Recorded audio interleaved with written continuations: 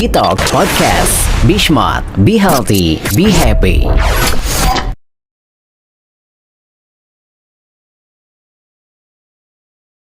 Hai Sobat Bi, jumpa lagi. Kita mau ngobrol lagi. Dan kita masih mau nyemil juga. Ini mau nyemil dulu. Mas Sil, apa kabar? Baik. Apain lu minggu-minggu ke rumah aku? Biasalah, mau nyantai-nyantai gitu kan. Bosan ya? Ini apa sih? Tempe cookies. Kayak rasanya itu kayak Enak ya? soft. Kayak melayang. Maksudnya kuenya yang melayang, guanya enggak. Kita tuh kayak melayang, kita mau ngomongin insecure. Karena ada yang request. Apa ini, Dek? Insecure? Banyak banget yang nge-DM minta insecure. Oh, nggak boleh ditutup ya? Ini ada contekan. Biar nggak lupa. Aku juga ada contekannya. Jadi ada yang nge-DM tuh banyak banget ya Mbak ya, masalah insecure. Karena kan kayak zaman sekarang istilah ini juga marak ya digunain ya. Kayak bucin itu kan juga banyak gunain. Ternyata insecure ini juga banyak digunain sama orang-orang zaman sekarang. Tapi kalau dari psikolog kita juga pengen tahu. Karena ini kan podcast kita nih kayak fokus banget ke mental health ya. Insecure ini gimana sih Mbak? Insecure itu adalah perasaan yang tidak nyaman. Perasaan tidak nyaman. Nggak nyaman tuh Dalam artinya?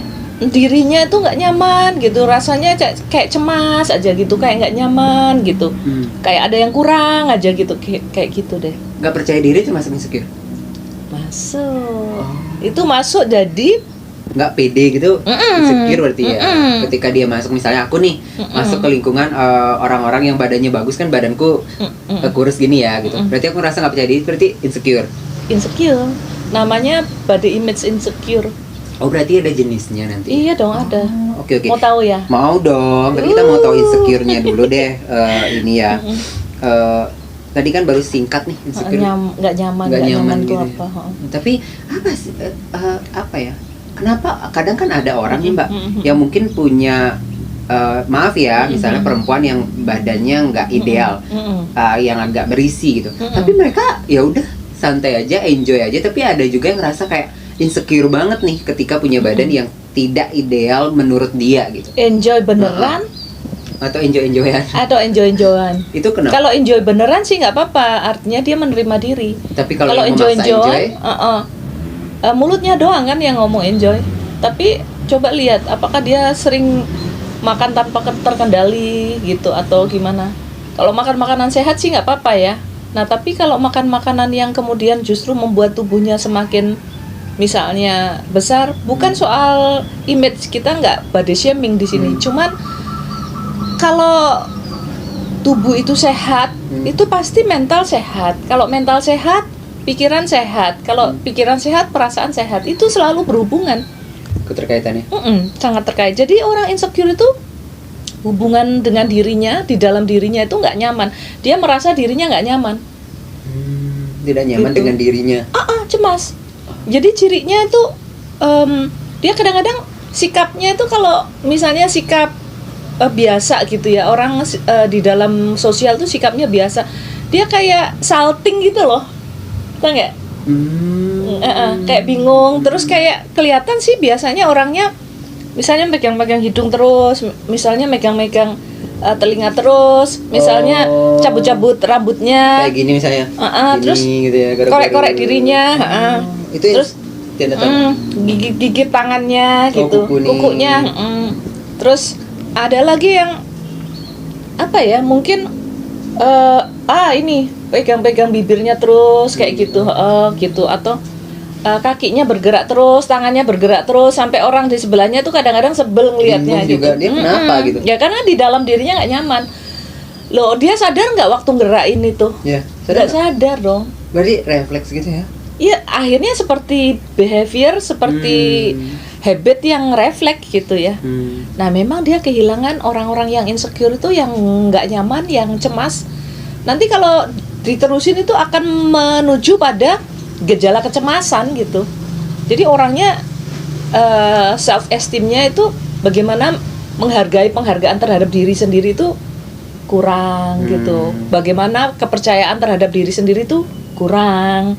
Terus bagaimana dia merasa, aduh aku ini nggak cukup mampu melakukan ini. Jadi dia mendinai atau ya menolak, aku ini kemampuanku nggak cukup, pemikiranku nggak cukup, tubuhku nggak cukup, kemampuanku nggak cukup, aku nggak cukup bisa bergaul. Nah itu ciri-cirinya. Biasanya emang kalau dirimu nggak nyaman sama dirimu misalnya, lagi kan ada masa dimana kita down gitu ya, nggak nyaman, enak nggak ketemu orang lain, bersosialisasi, nggak nyaman, berelasi. Nah itu mereka itu cenderung sepanjang hidupnya kalau mereka tidak melakukan terapi itu selalu nggak nyaman, akhirnya susah beradaptasi. Nah karena mereka itu susah beradaptasi, maka mereka itu mudah stres dan selalu ketakutan pada masa yang akan datang. Oh, yang belum terjadi dia Iya, takutin. karena apa? Karena dia meng-create pikiran-pikiran skenario, kan dasarnya itu ada takut di situ. Overthinking gitu nggak sih? Bisa jadi, karena kan sesuatu waktu yang belum terjadi ngapain dipikirin? Besok gitu ya. Terus gimana? Tapi ya itu terjadi sama orang-orang yang insecure gitu.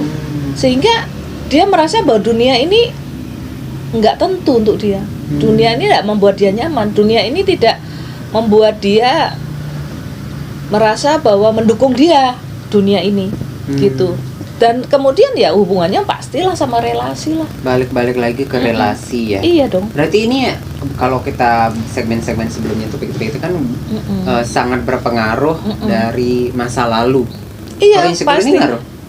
Oh iya kan, kalau misalnya kita selalu mendapatkan, jadi gini, kalau anak ketika masa perkembangan dia mendapatkan penghargaan yang benar, mendapatkan nilai. Jadi setiap orang tuh punya namanya nilai yang dipercayai oleh dia menjadi nilainya. Nah, nilai yang dipercayai oleh dia menjadi nilainya itu dia dapat dari mana? Ya didapat dari kehidupan pada sebelumnya. Waktu kanak-kanak ya.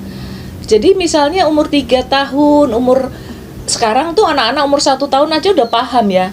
1-2 tahun. Nah, kalau ngomong teori sih, teori yang paling kita perhatikan tuh anak umur 3 tahun, umur 5 tahun, tapi juga kalau teori perkembangan untuk dokter-dokter obgyn atau dokter anak itu juga ada 1000 hari pertama itu. Kalau 1000 hari pertama. Iya, kalau afeksinya nggak bagus, kalau pemberian nilainya nggak bagus, perlakuan disiplinnya nggak bagus. Jadi dia nggak percaya, misalnya ibu yang terlalu otoriter sama anaknya misalnya. Apa-apa karena sayang loh nih ya. Nih ibu-ibu nih ya. Tujuannya sayang ya. Oh iya, karena dulu kan hidupnya melarat, hidupnya susah.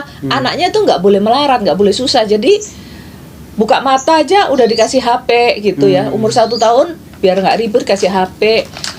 Ngantuk gitu, tapi belum makan, sambil ngantuk dicuapin gitu ya. Terus makan diambilin. Nah kayak model gitu deh. Atau orang yang juga selalu menuntut orang tua ini selalu, atau caregivernya mengguide dia tuh harus sempurna, tapi banyak dimaki, diomel-omelin gitu, tapi tidak ditunjukkan nilai-nilai yang benar itu, nilai yang seperti apa? Basic itu seperti apa yang harus dipercayai di dalam dirinya. Kayak gitu. Jadi kok ini ya, psikologi itu kelihatannya orang tuh datangnya insecure, kok ditanya-tanyain soal background keluarga sih. Kan jadi tersinggung orang kadang gitu ya. Tapi ya kalau si orang psikolog yang benar, dia harus menyelesaikan di yang dulu-dulu itu terjadi, harus diselesaikan dong gitu. Nggak cuman ngomong iya, ada harus stabil ya emosinya gini-gini. Ya kalau kayak gitu mah kerjaan kita mah lebih gampang. Cuman klien datang terus sama kita, kan sebel juga gitu. Bukannya kita senang dapat duit ya. Cuman kita kan ngerasa, wah gua nggak worthy nih. Klien datang terus-terusan tapi nggak memahami dirinya sendiri gitu. Oke, berarti kan tadi yang membuat orang insecure ini adalah tentang masa lalunya. Terus juga tadi apa? Apalagi Mbak yang menyebabkan insecure? Ya masa lalunya, bagaimana dia merasa bahwa dirinya nggak worthy gitu dari perkembangannya, dari perlakuan masa lalunya. Mungkin nggak sih tiba-tiba masa lalunya oke, tapi dia tiba-tiba gedenya insecure aja gitu. Bisa juga ketika misalnya dia dibully pada usia remaja. Berarti bullying ini ngaruh juga. Iya. Suatu saat kita akan bicara soal bullying nih. Perlu. Jadi gini, dihina lah gitu. Bully itu kan bukan cuman ya hinaan oleh siapa? Hinaan oleh saudara juga bisa loh, dibully sama saudara sendiri. Orang sekitar ya pokoknya. Oh, dibully juga sama Teman-teman sama sekolah. bapak ibunya. Oh bisa juga. Kamu kok pesek ya kamu? Oh enggak, kamu mancung ke dalam. Hahaha, diketawain. Kamu kok hitam ya? Kayak ayam kalkun kamu. Ih, jahat banget. Sumpah. Kamu kok ketawanya ngiki kayak kuda misalnya. Nah, kita kan guyon tuh. Tapi dia nggak ngerasa itu guyon. Oh, tapi dia merasa itu kayak semacam bulian ya, Iya, hinaan semacam gitu ya. labeling ke dia gitu. Oh, berarti itu bisa membuat seorang yang jadi insecure. Bisa juga. Kalau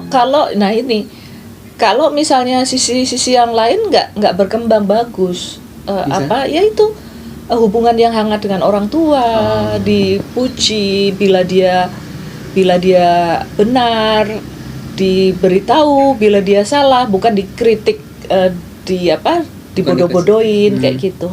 Jadi biasanya emang sih ya, itu nilai relasi yang hangat dari orang tuanya itu membuat dia paham dirinya seperti apa, nilai yang dianut dia seperti apa. Kalau dia mendapatkan banyak makian, kekerasan segala macam, apa menurutmu dia percaya bahwa dirinya itu perfect atau dia akan berusaha menjadi perfect otomatis? Iya. Karena sering dikritik.